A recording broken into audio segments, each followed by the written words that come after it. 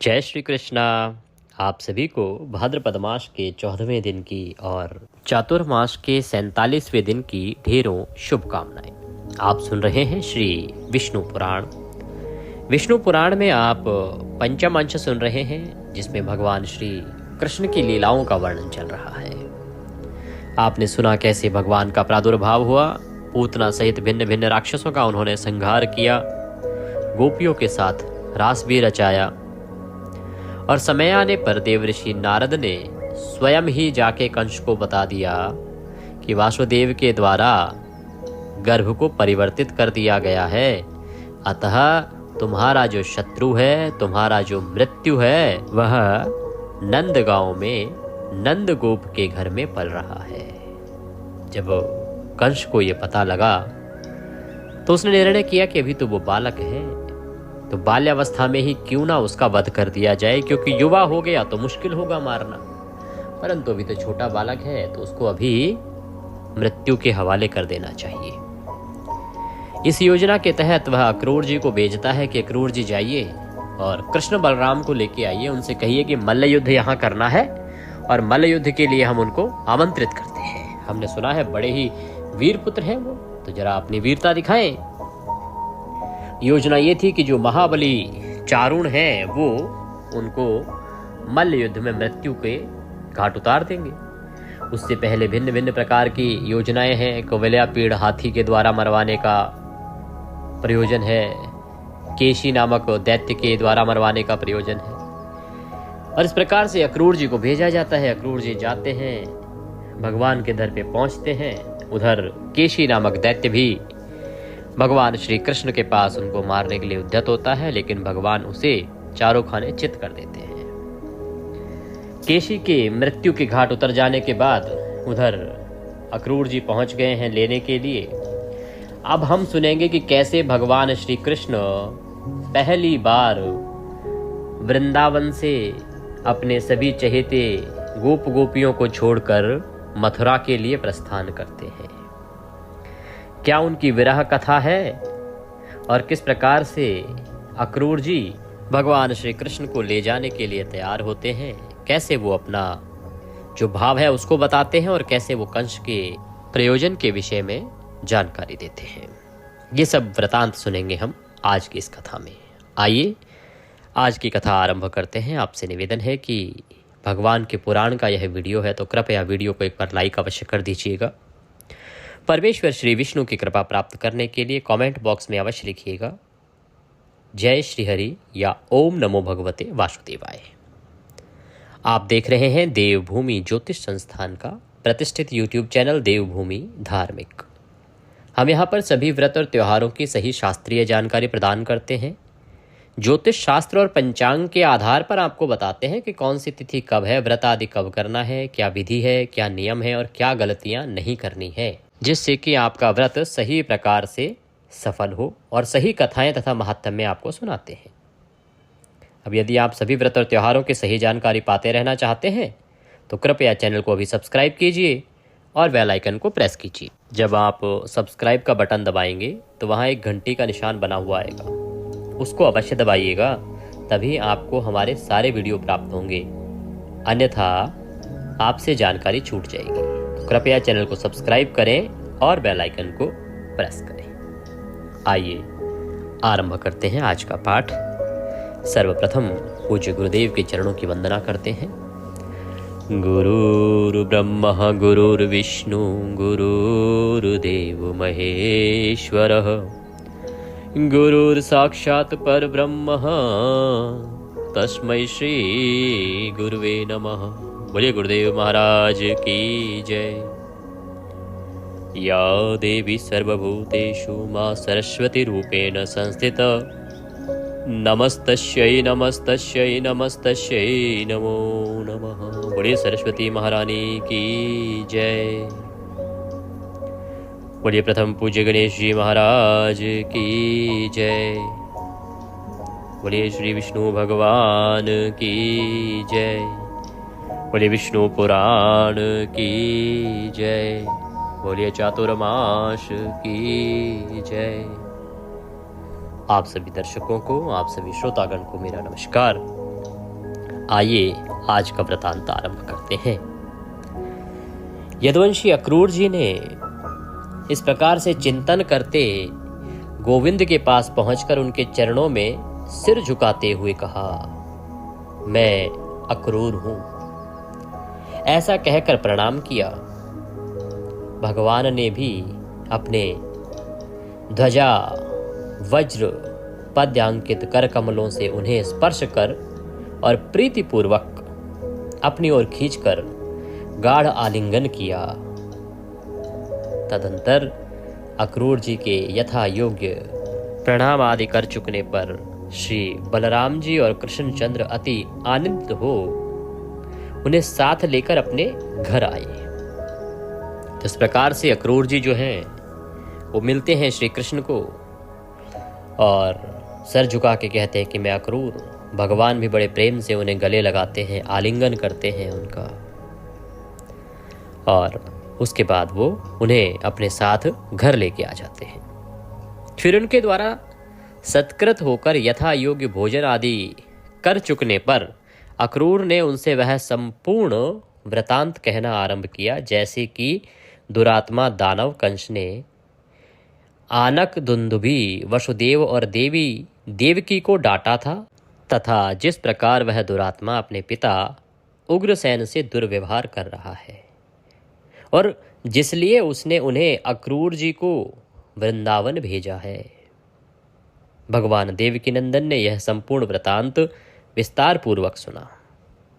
तो अक्रूर जी ने वह सब बातें बताई। ऐसा नहीं कि अक्रूर जी कुछ छुपा रहे हैं, क्योंकि अक्रूर जी स्वयं जानते हैं कि भगवान है और भगवान के सामने यदि पीड़ा ना रखी जाए तो फिर क्या लाभ। तो अक्रूर जी कंस को लगता था कि उसके दूत हैं और उसके अनुसार ही कार्य करेंगे, परंतु अक्रूर जी ने वो सब वृतांत सुनाया कि कैसे कंस ने वासुदेव देवकी को धमकाया था, कैसे उनकी संतानों को मारा और कैसे वह अपने पिता को जेल में डाल के कैद करके उन पर अत्याचार कर रहा है। वह सब वृतांत कह सुनाया और साथ ही ये भी बताया कि कंस की ये योजना है और इसलिए आपको वहां बुलाया जा रहा है। सब कुछ उन्होंने भगवान वासुदेव को कह सुनाया। भगवान ने जब विस्तार पूर्वक सुन लिया तब कहा, हे दानपते, ये सब बातें मुझे मालूम हो गई। हे महाभाग, इस विषय में मुझे जो उपयुक्त जान पड़ेगा वही करूंगा। अब तुम कंस को मेरे द्वारा मरा हुआ ही समझो, इसमें किसी और तरह का विचार ना करो। भैया बलराम और मैं दोनों ही कल तुम्हारे साथ मथुरा चलेंगे। हमारे साथ ही दूसरे बड़े बूढ़े गोप भी बहुत सा उपहार लेकर जाएंगे। हे वीर, आप यह रात्रि सुखपूर्वक बिताइए, किसी प्रकार की चिंता न कीजिए। 3 रात्रि के भीतर मैं कंस को उसके अनुचरों सहित अवश्य मार डालूंगा। भगवान श्री कृष्ण इस प्रकार से अक्रूर जी को आश्वासन देते हैं। तदंतर अक्रूर जी, श्री कृष्णचंद्र और बलराम जी संपूर्ण गोपों को कंस की आज्ञा सुनाकर नंदगोप के घर सो जाते हैं। दूसरे दिन निर्मल प्रभात काल होते ही महातेजस्वी राम और कृष्ण को अक्रूर के साथ मथुरा चलने की तैयारी करते देख जिनकी भुजाओं के कंकण ढीले हो गए हैं, वे गोपियां नेत्रों में आंसू भरकर तथा दुखार्त होकर दीर्घ निश्वास छोड़ती हुई परस्पर कहने लगी। अब जैसे ही सुबह हुई, सभी वृंदावन में गोकुल में चर्चा फैल गई कि कृष्ण जा रहे हैं मथुरा कंस के बुलावे पे। तो जो उनकी प्रिय गोपियां हैं वो रुदन करने लगी।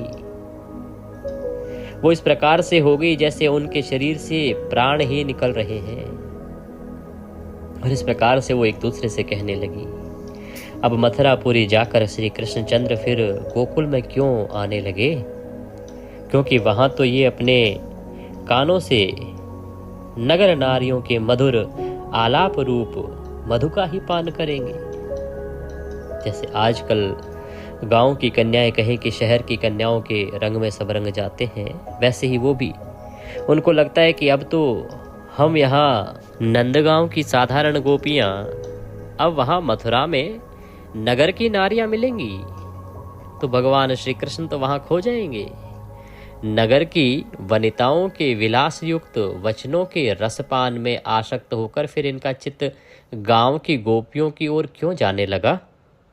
आज निर्दयी दुरात्मा विधाता ने समस्त व्रज के सारभूत श्री हरि को हरकर हम गोप नारियों पर घोर आघात किया है। वो कहते हैं विधाता ने ये बहुत गलत किया है।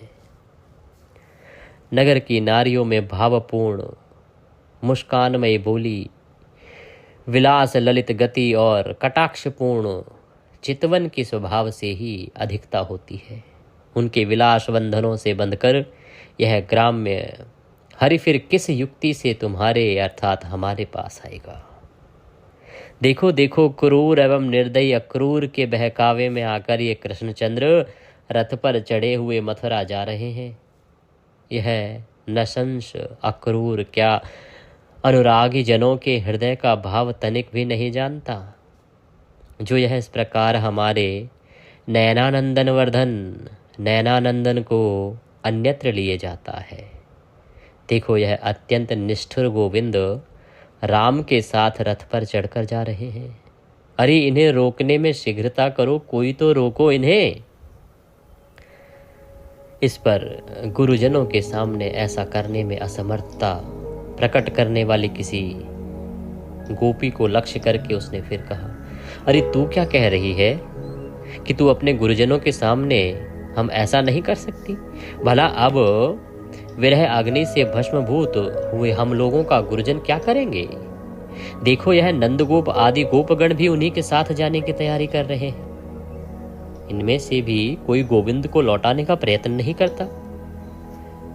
आज की रात्रि मथुरा वासिनी स्त्रियों के लिए सुंदर प्रभात वाली हुई है, क्योंकि आज उनके नयन भ्रंग श्री कृष्ण के मुखारविंद का मकरंद पान करेंगे।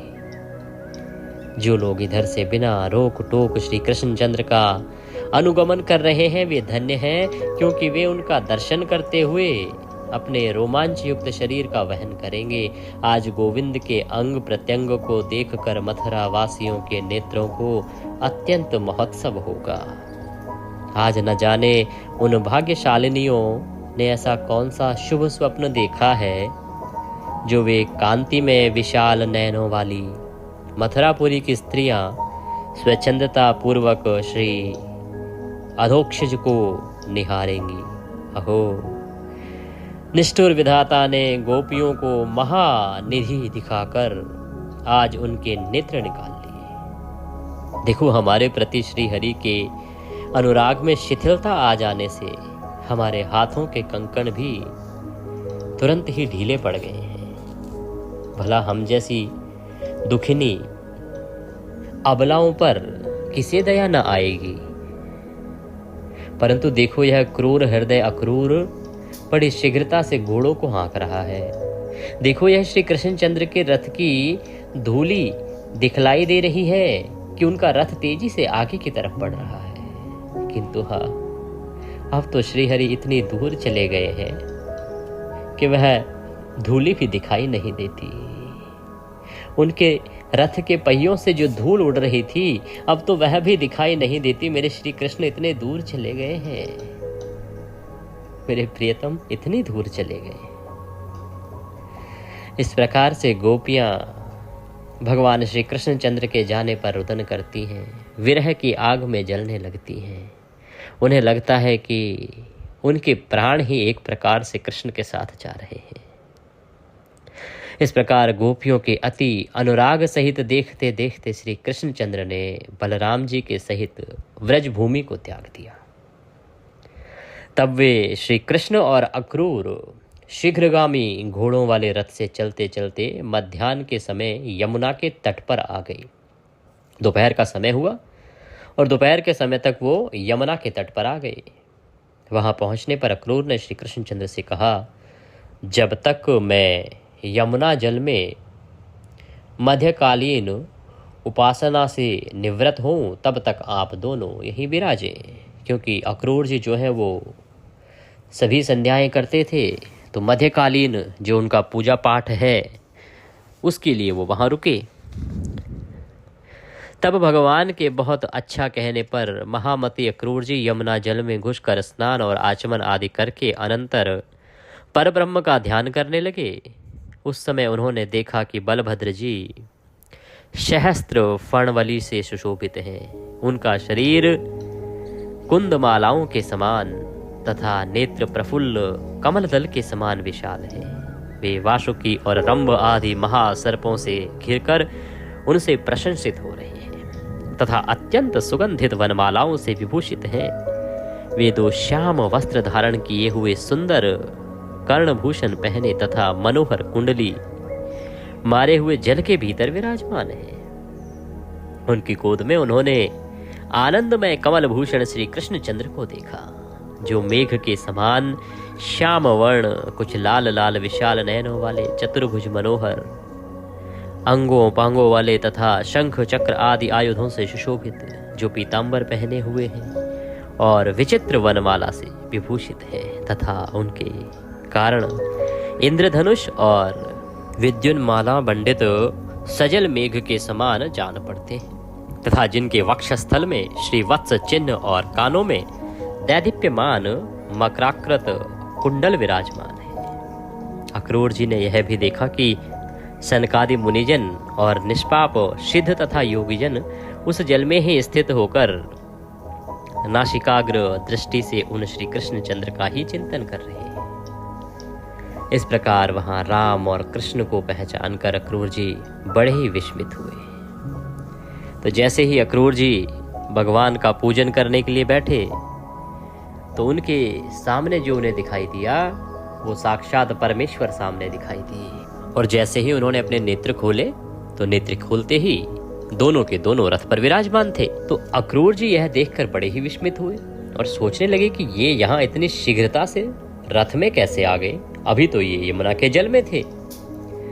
जब उन्होंने कुछ कहना चाहा तो भगवान ने उनकी वाणी रोक दी। तब वे जल से निकलकर रथ के पास आए और देखा कि वहां भी राम और कृष्ण दोनों ही मनुष्य शरीर से पूर्ववत रथ पर बैठे हुए। तदंतर उन्होंने जल में घुसकर उन्हें फिर गंधर्व सिद्ध मुनि और नाग आदिकों से स्तुति किए जाते देखा। तब तो दानपति अक्रूर जी वास्तविक रहस्य जानकर उन सर्व विज्ञानमय भगवान की स्तुति करने लगे। अक्रूर जी ने देखा कि वो रथ पर है, अतः वो पुनः जल में गए तो फिर देखा ओहो वहां तो उनकी स्तुति हो रही है, वो तो जल में भी है। और ये सब देख के अक्रूर जी समझ गए कि ये साक्षात परमेश्वर है और उन्होंने परमेश्वर की स्तुति करनी आरंभ कर दी। अक्रूर जी बोले, जो सन्मात्र स्वरूप अचिंत्यमय महिम सर्वव्यापक तथा अनेक और एक रूप है, उन परमात्मा को नमस्कार है। नमस्कार है हे अचिंतनीय प्रभु, आप सर्वरूप एवं हवि स्वरूप परमेश्वर को नमस्कार है। आप बुद्धि से अतीत और प्रकृति से परे हैं, आपको बारंबार नमस्कार है। आप भूत स्वरूप, इंद्रिय स्वरूप और प्रधान स्वरूप हैं तथा आप ही जीवात्मा हैं और आप ही परमात्मा हैं।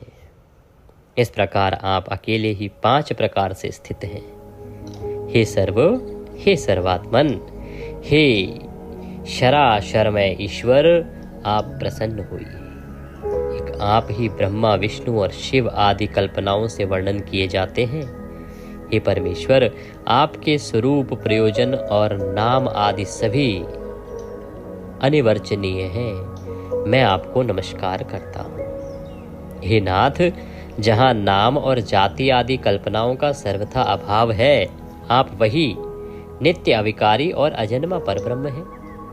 क्योंकि कल्पना के बिना किसी भी पदार्थ का ज्ञान नहीं होता, इसलिए आपका कृष्ण, अनंत और विष्णु आदि नामों से स्तवन किया जाता है।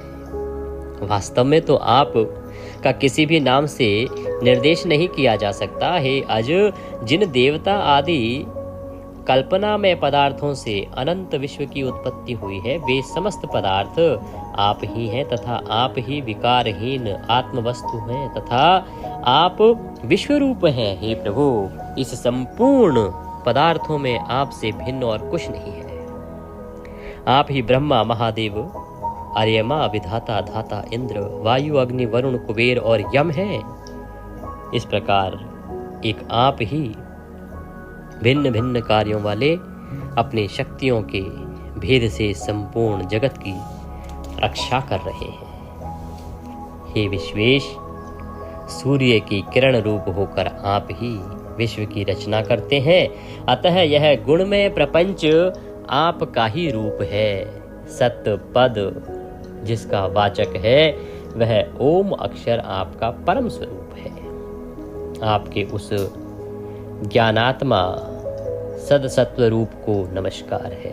प्रभु वासुदेव, शंकर्षण, प्रद्युम्न और अनिरुद्ध स्वरूप आपको बारंबार नमस्कार है। इस प्रकार से अक्रूर जी भगवान श्री कृष्ण की स्तुति कर रहे हैं।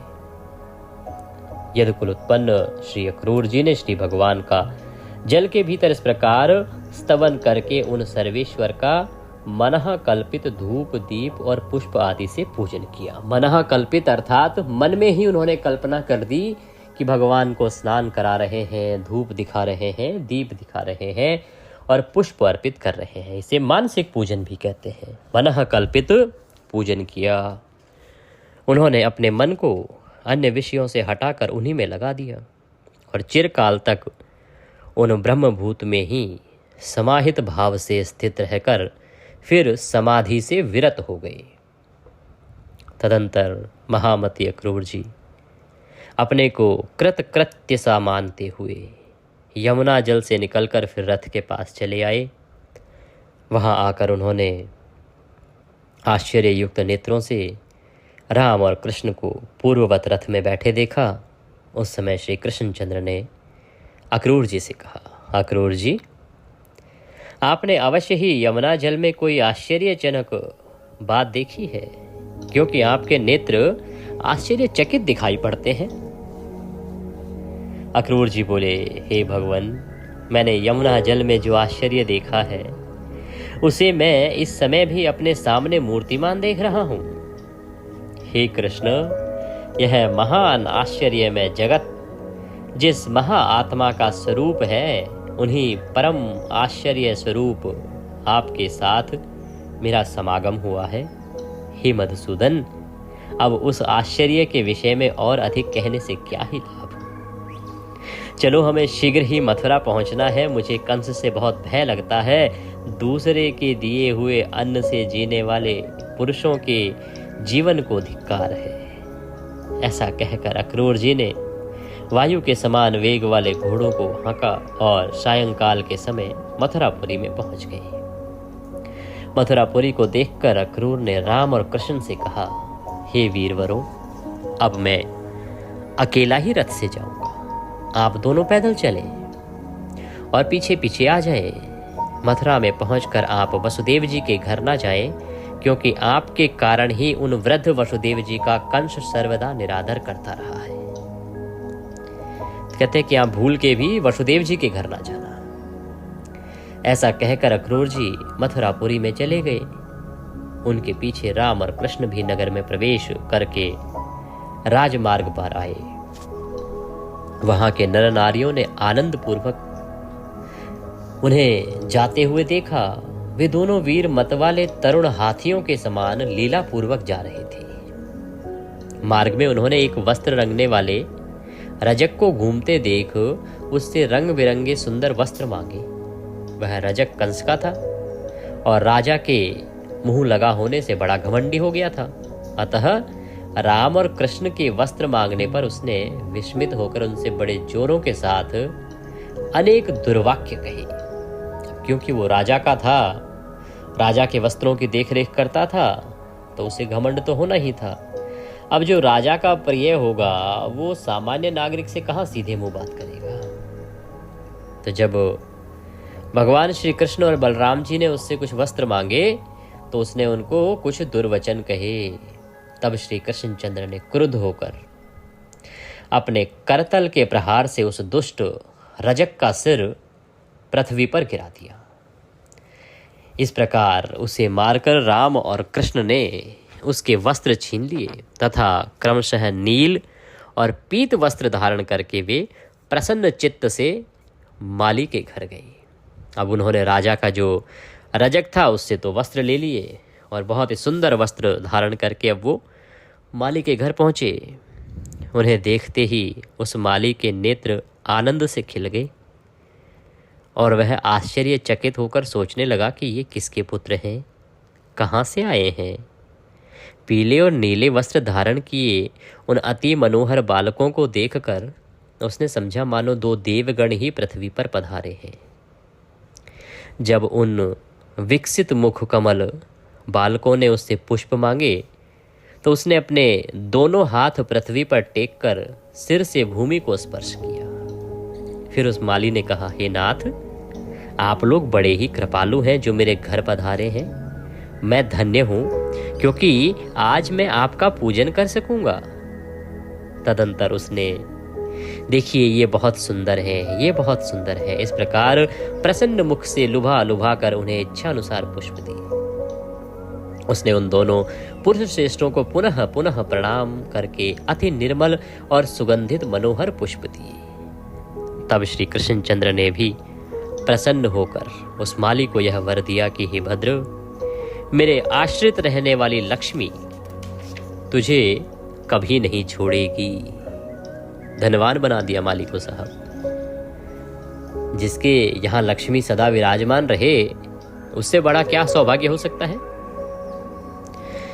कहते हैं कि तेरे बल और धन का हास कभी न होगा और जब तक दिन सूर्य की सत्ता रहेगी तब तक तेरी संतान का उच्छेद न होगा। तू भी याव जीवन नाना प्रकार के भोग भोगता हुआ अंत में मेरी कृपा से मेरा स्मरण करने के कारण दिव्य लोक को प्राप्त होगा। हे भद्र, तेरा मन सर्वदा धर्म परायण रहेगा तथा तेरे वंश में जन्म लेने वालों की आयु दीर्घ होगी। हे महाभाग, जब तक सूर्य रहेगा तब तक तेरे वंश में उत्पन्न हुआ कोई भी व्यक्ति उपसर्ग अर्थात आकस्मिक रोग आदि दोषों को प्राप्त नहीं होगा। ऐसा कहकर श्री कृष्णचंद्र बलभद्र जी के सहित मालाकार से पूजित हो उसके घर से चलती है। बोलिए कृष्ण भगवान की जय। इसी के साथ आज का यह अध्याय यहाँ पर पूर्ण होता है। हम कल सुनेंगे आगे की कथा, जिसमें वृतांत आएगा कि कैसे वो कुब्जा पर कृपा करते हैं, कुवलया पीड़ हाथी का किस प्रकार से दमन करते हैं और चाणूर आदि मल्लों का किस प्रकार से नाश करते हैं तथा कंस का वध करते हैं। तो बड़ा ही महत्वपूर्ण यह प्रसंग कल हम सुनेंगे, जिसमें कंस वध तक का वृतांत हम प्रयास करके आपको कल सुनाएंगे। और उसके बाद फिर कौन बनता है मथुरा का राजा, वहाँ के आगे के वृतांत आप सुनेंगे। इसके साथ ही आज अमावस्या का दिन है, तो ध्यान दीजिएगा, एक बड़ी अमावस्या है। इस दिन आपको पितृकर्म अवश्य करने चाहिए। गीता के 7वें अध्याय का श्रवण करके उसका पुण्य अपने पितरों को अर्पित करना चाहिए। इसके लिए वीडियो हमने अपलोड किया है, तो अवश्य ही गीता के 7वें अध्याय का श्रवण कीजिए, उसका पुण्य अपने पितरों को अर्पित कीजिए। इससे निश्चित रूप से आपका कल्याण होगा। साथ ही अमावस्या की कथा भी हमने अपलोड की है, उसका भी लाभ लीजिएगा। जो दर्शक हमारे चातुर्मास महात्म्य की प्रतीक्षा कर रहे हैं वह शीघ्र ही पूरी होने वाली है। मैंने आज कुछ रिकॉर्डिंग्स की हैं, आशा करता हूं कि हमारी जो एडिटिंग टीम है वो जल्दी ही उसको एडिट करके और अपलोड करेगी, क्योंकि पिछले दिनों में आप सभी जानते हैं कि किस प्रकार के हालात जीवन से व्यतीत हुए हैं, गुजरे हैं, तो उनसे धीरे धीरे उबरने में समय लगता है। अभी जो हमारे दर्शक पूछ रहे हैं, प्रतिदिन पिताजी के हाल भी पूछ रहे हैं, तो अभी पहले से वो बेहतर हैं। आईसीयू से आज उन्हें वार्ड में शिफ्ट कर दिया गया है। आशा करते हैं कि कुछ और दिन हॉस्पिटल में रह के वो और स्वस्थ हो जाएंगे और फिर वो घर पधारेंगे, तो फिर मैं पूरा समय अपने काम पर दे पाऊँगा और आपके जो भी पाठ रह गए हैं बीच में उनको भी पूरा कर पाऊँगा। कुछ और पूछना चाहते हैं तो नंबर जो स्क्रीन पर आता है उस पर बात कर सकते हैं। दक्षिणा आदि यदि कुछ भी भेजना चाहते हैं तो आपके स्क्रीन पर 900 से नंबर आ रहा होगा, उस पर भेज सकते हैं। कई बार होता है कि उसकी लिमिट पूरी हो जाती है, क्योंकि ये व्यक्तिगत नंबर है, इस पर कोई कमर्शियल ट्रांजैक्शन तो मैं लेता नहीं हूँ, इसलिए 25-30 के बाद वो लेता नहीं है। तो अगर आपको कभी ऐसा लगे कि फेल हो रहा है तो आप व्हाट्सएप पर हमसे संपर्क कर लीजिएगा, हम अन्य नंबर आपको प्रदान कर देंगे। भगवान श्री कृष्ण सब पर कृपा करें। हरे कृष्ण।